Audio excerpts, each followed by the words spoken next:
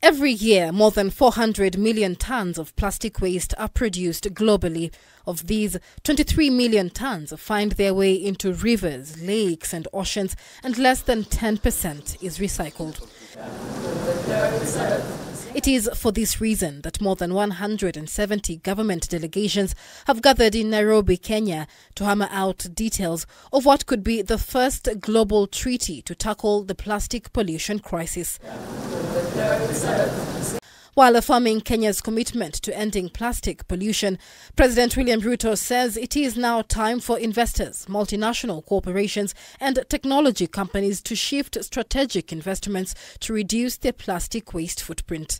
The elimination of plastic pollution is a threat that demands innovation.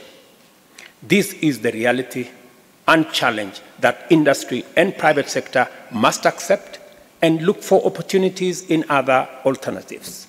According to the Organization for Economic Cooperation and Development, plastic accounted for 3.4% of global emissions in 2019.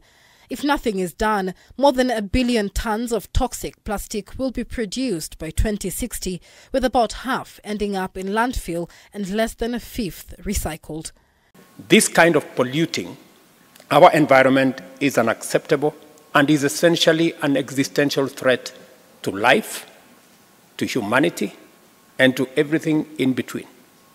Nations agreed last year to finalize by 2024 a world-first UN treaty to address the scourge of plastics.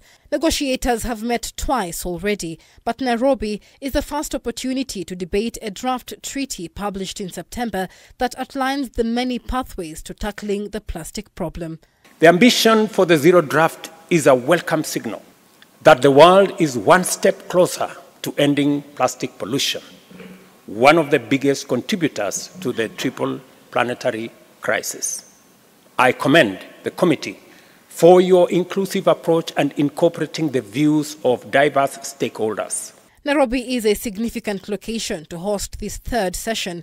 In a groundbreaking move in 2017, Kenya banned the manufacture, sale and use of single-use plastic bags.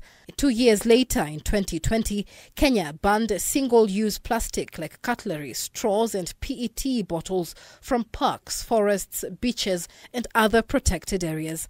In July 2022, Kenya enacted the Sustainable Waste Management Act, which made our country the first in the world to subject all products, including plastics, to extended producer responsibility. We know this is not enough, and we are ready to play our part in the elimination of plastic pollution. A key focus for the discussions will be whether targets to restrict plastic production should be decided unilaterally or whether states should choose their own targets. Michelle Ngele Odhiambo, K24.